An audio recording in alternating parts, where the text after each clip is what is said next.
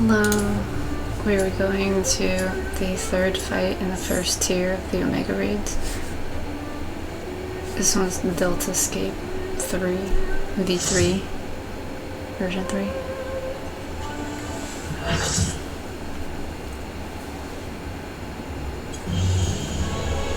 Deltascape V3.0.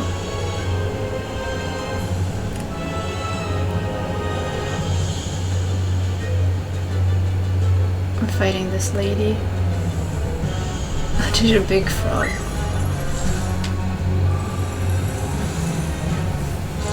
Also a demon person, I guess.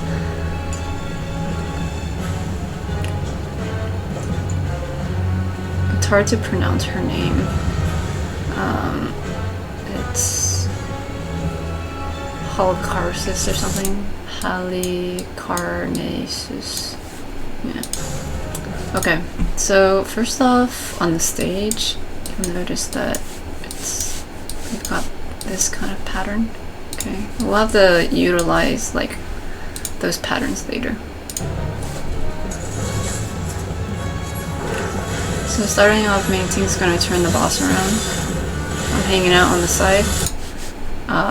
The boss was facing the tank, but then turned around to face a different direction.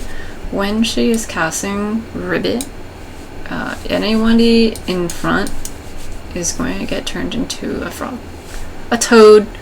Technically it's a toad, but I'm gonna keep accidentally calling it a frog. Okay. So, okay. This is a pretty wide range here. Okay, and also, yes, here you go. It says toad. It's not frog, but like I said, yeah, I'm gonna say frog. Croak for me, she says. Okay, so when you are a frog, you can't really do anything but be cute and jump around. Look at this frog! Man, so powerful. Okay, here, Spellblade Thunder 3. This is going to be a line AoE, so you need to get out of the way. This Reaper is dancing around. Okay, Spellblade Holy is going to be a stack marker, and 2 people have AoEs, so the people with AoEs need to just go away and everybody else stack up to help mitigate damage. Stack up, you guys. No? Okay. It's fine. You didn't do too much damage. This next one is Blizzard 3. The Blizzard one is going to be a circle AoE in the center. It's telegraphed so you can see. If you end up getting hit with it, you get this deep freeze and then a vulnerability up. Spellblade Fire 3. This is the donut AoE. I know it can be kind of complicating to like remember what elements like go to what. Like the fire is the donut, the blizzard is the circle, you know, etc, etc. But fortunately, these are all telegraphed, so you can react to them if it's hard to remember the name. If you don't make it in time, then you'll get a burn, and we'll attack. This burn has the white marker above it though, and so healers can use Asuna to get rid of the burn.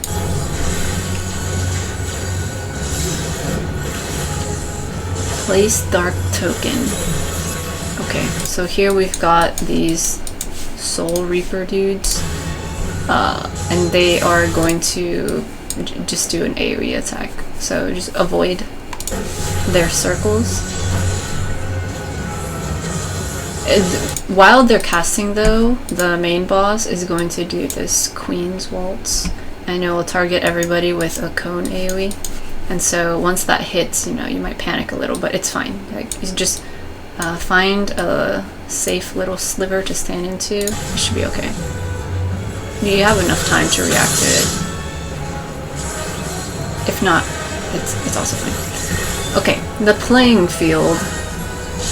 This will change up the stage a little bit, and here you can see that there are different shapes. This is a green plus sign for healers. These are red swords for DPS damage dealers. Okay, healers, damage dealers, the blue tanks. So this one is a shield. It's a blue one. And so you want to go on the square that is whatever you are currently playing. And so tanks go here, DPS go here or here. healers go over here. Over here we have one person, it's a healer, standing on the tank one, so let's watch what happens when the cast goes. You have until the game cast goes off to stand in the correct square. So if you're not in the correct square, you get pushed into the air, and you'll take a damage down and a vuln stack. Okay, let's see. They had one vuln stack already, and so this is a little bit more damage than you would regularly take, but just, yeah, it's still, you know, kind of a decent amount. Okay. Panel swap. So the stage changes again, and here we've got this like darker gray gravel rock situation all over the place. Okay, and then in the diagonal squares across the stage, we have the more light blue shimmery stuff that's like flat. So in this phase, you mostly want to stay on the blue stuff because every now and then these gray ones are gonna blow up. Okay. And so the main tank is trying to kind of keep the boss over one of the blue ones. Like, see, they're trying to move her a little bit, but she's currently locked in position right now because she's casting something. The Queen's Waltz. So this version, the Queen's Waltz, is the one that, well, see, all that stuff. It pushes rocks up from the ground. My dance brings the board to life. Yeah, sure it does. Okay, so everybody who is on these like darker gray squares, it's gonna get pushed uplift or stance. Okay, and they get a vuln stack. The thing is, okay, also the people who are on the blue end up staying there, so they're fine. The thing is, I was standing on one of these like borders, and I also got pushed into the sky. And so you gotta make sure you're actually on the blue stuff. Actually, let me see. So I was standing like right along the edge there. I think you can see once I land. See, I was kind of like along there. Technically, the seam, this is the seam. You see this? The seam is right there. Oh man. So if you're on this side of the seam, you're okay. But if you're on this side of the seam, you're gonna get hit with a thing. Let's see.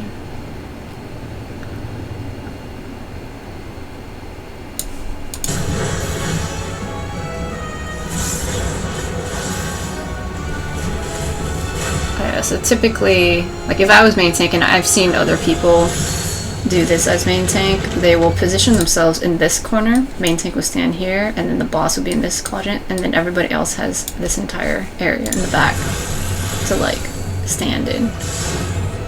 But whatever is fine as long as you are in a blue spot and everyone else is in a blue spot. But this is the most common I've seen people position stuff. Okay. I think I'm skipping ahead a little bit, but there was definitely a part where I tested this. Spoilers. Okay. When we get a little bit further, I will... I'll go through the whole thing again and then we'll show that.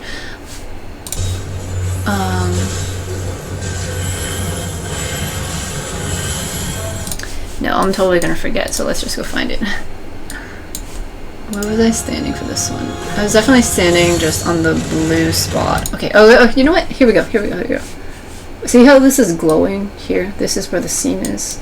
And so if you're on like this side of it, you're definitely gonna get blown up. But you're on this side. See, when I had ran it the other time, I thought, oh, if I'm just standing on like this edge at all, I'm gonna get hit. But no. Like, it's just that this square happens to have part of this border, but the border is also shared with the other one, and so just certain parts of it, you know. So I hope that makes sense. You know, you can stand on half of the border, but then the other part will get you clipped, and if it's hard to see, then by default just stand on the blue stuff. moving on. So the dragon's gonna show up, and the off tank should go pick it up. I'm picking it up, and I'm gonna bring it over to the blue area so people aren't standing over there. So I drag the dragon over here, and then I position it in the back here, so then people can stand between the main boss and the dragon and attack and stuff.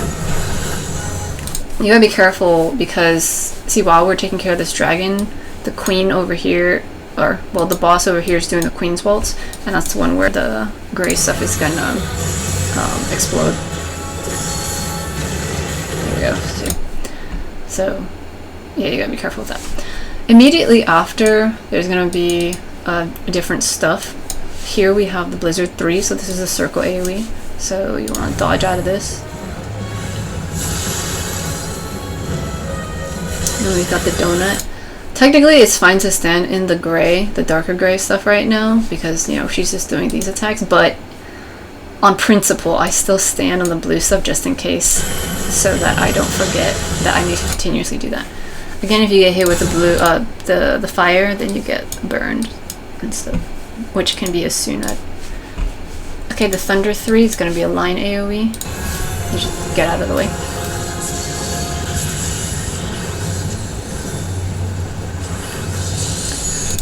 Mind Jack, forward march. So this means everyone's gonna get a debuff, and after it counts down, everyone's gonna march forward from wherever they're staring at.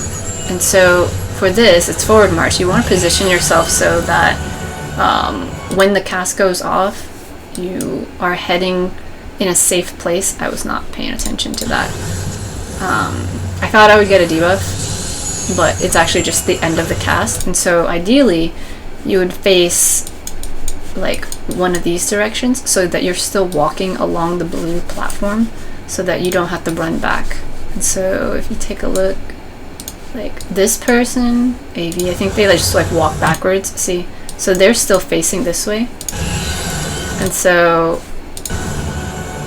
they end up marching that way, and they stay near the blue stuff. Immediately after is this Queen's Waltz thing, so see, I marched all the way over here, and so I was like, oh shoot, I gotta get back. So make sure you're running back to the blue stuff so you don't get hit with the stuff.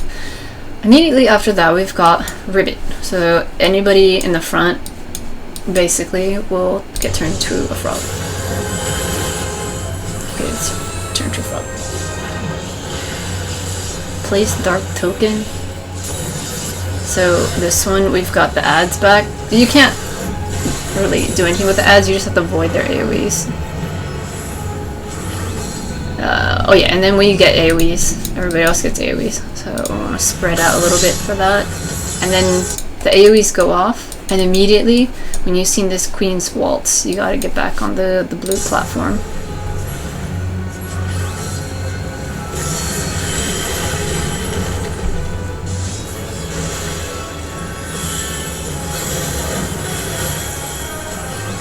Okay, at this point, Ethereal Tear, we are going to get teleported to another plane.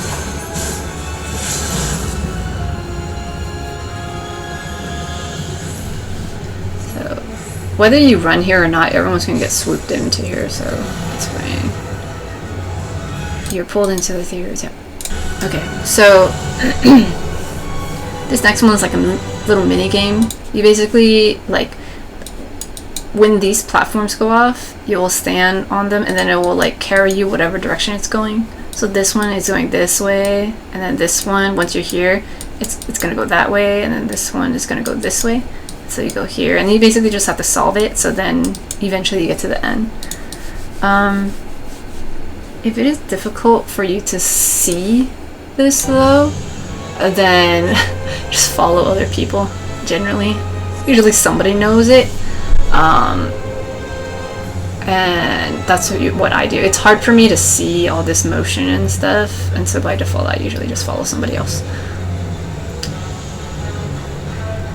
If nobody knows what it is, it's also fine. You can take a little bit more time to go through it. Here. So you get sucked into the thing. Except it's just that you don't have too much. You can't stay there forever.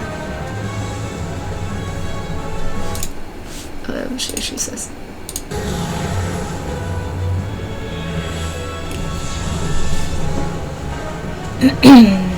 A starry gift comes for you, but you'll wish not to be around to receive it. Okay? Keep that in mind. Escape swiftly, you may well earn a prize. Sure. And so here, I'm just like, alright, I'll just low-key actually look at this stuff and try to figure it out. And so I was like, okay, what's this one do? Okay, I'll go here, and then it's like, oh no, that's not the right one. Okay, so then I can go over here. You can only walk on the ones that have this, like, rounded shape platform thing on it. And so see over here, if I had stepped on that one, it would have just sent me back here. So it's a little mini game, you know what I'm saying? So here, I can go this way or this way. And like, if I take the time to actually try to solve this, instead of just going, it just take a while. So if I go here, then I'd get to here, and then it looks like it's going this way, and then it goes here, and then I'd be stuck here. So then I'd go back here.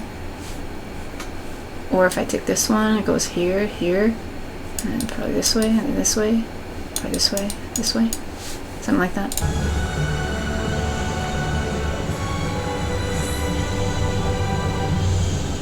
Oh no! Oh, it goes this way. Okay. Okay, sure. So see, yeah, here, you can't go past unless there's this rounded thing. This one, and then this will go here, but I think I go this way, just to see. I also noticed while I was like dilly-dallying here that there's like this thing that I hadn't noticed any other time, and then I noticed a shadow, which is why I mentioned that star thing. I was like, well, is there something falling right now? So I looked up, and just, yeah, there's this huge thing falling. It's a comet. This is the starry gift that she meant, and if you get caught up in it, then you die. I've never had that happen before. So, yeah, if you are visually challenged by colors and just like these shapes and like whatever, then I would say just follow somebody else if you're running this with like Duty Finder, or just like just guess, and eventually you'll likely make it through. But doing what I had done in this unsynced one, I was like actually just taking a moment and like looking at it, like it was taking way too long. And then like technically I could have just run to the thing. I did stop a little bit to see what it was, but here we go. See, it's like all up there. You have as much time as it takes for this to like get down.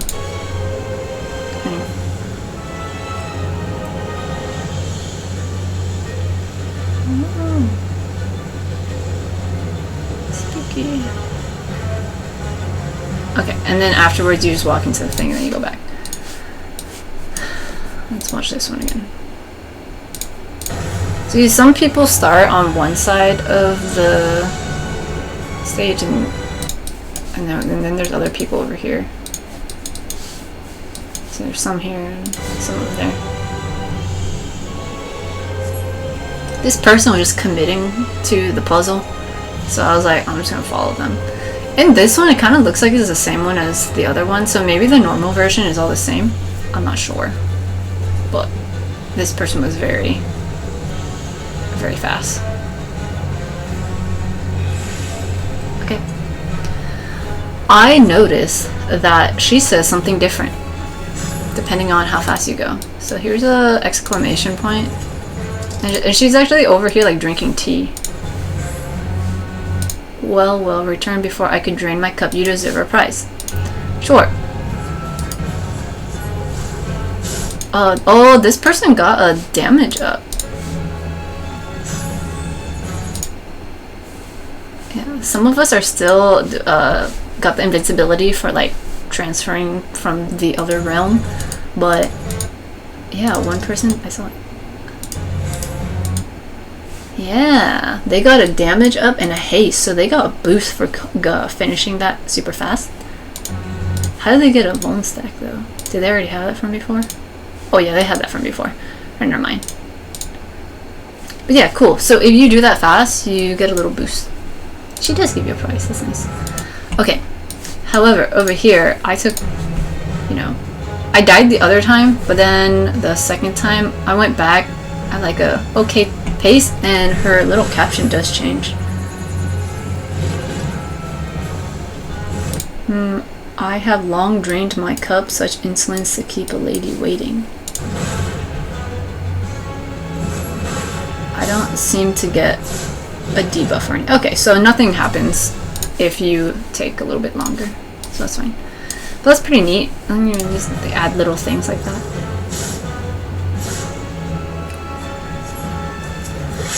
Okay, and so here we just continue with stuff. Panel swap. So she switches the stage back to this thingy, and then the playing field is the one where we will see our role things, and we took care of the boss pretty fast after we got back. Again, this is an old fight, and so most people have better gear and things like that, and so it's a lot easier to skip a lot of mechanics, but I will show some of the other mechanics afterwards in this unsynced run. Okay, so the field goes back, the panels go back, and then we've got the playing field. So we see this again. This time, when this is out, she's casting Ribbit, and so you don't want to be in front of her, or else you'll get turned into a frog. If you're turned into a frog, then it doesn't matter which one you're standing in. Actually, if you are a frog, you will die. Well, not die. I'm getting ahead of myself. You don't die, you get hit, because technically you're not whatever it says that you're supposed to be. I'll show that in a bit. You don't die. That was my bad. You don't die necessarily.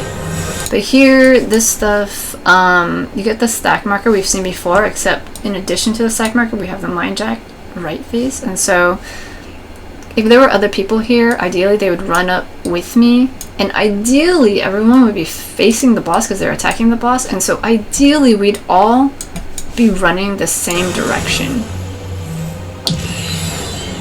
Okay, but if people are turned all sorts of ways, then everyone might like disperse. And so that can get a little chaotic. Remember to dodge out of this, which I wasn't fast enough. So if you get hit with this, you get a vuln up and a paralyze. Okay, you can use a Suna on this one. Okay, the dark token, got those ads. So there are ads all over the stage, and they're going to do line AoEs across the way. And so you need to find the square that isn't covered. So find a safe square and run to it. Okay, she does Blizzard right then though. Fortunately, I happen to have a little bit of space, but you do have a little bit of time to run out after if she happened to be covering the entire thing. The thing is, even if I had run like all the way across, I think,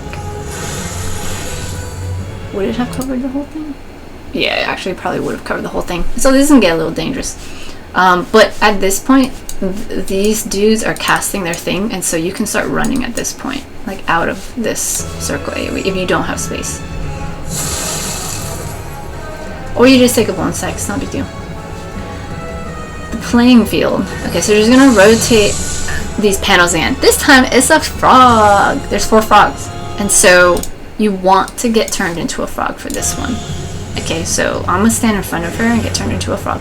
A toad, if you will. And I'll stand in this, and then this is how you resolve it. So I didn't take any damage or anything because I was whatever she said I should be. Okay. Okay, I'm just getting tired. Let me show those. Okay, here we go. So in this variation, we've got the tank DPS healer, and then I'm going to turn into a frog just to show what happens if you are a frog.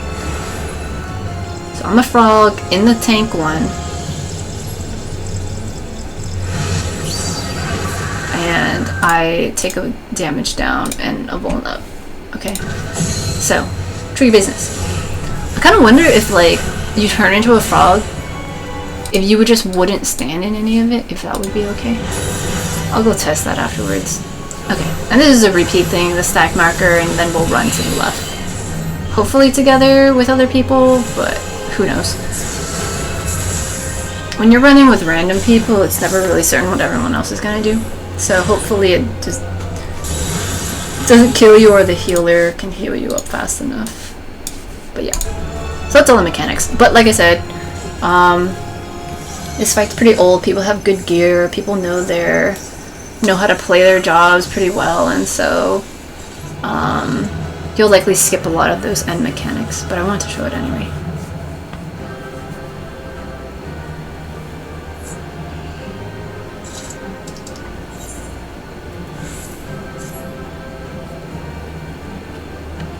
Cool.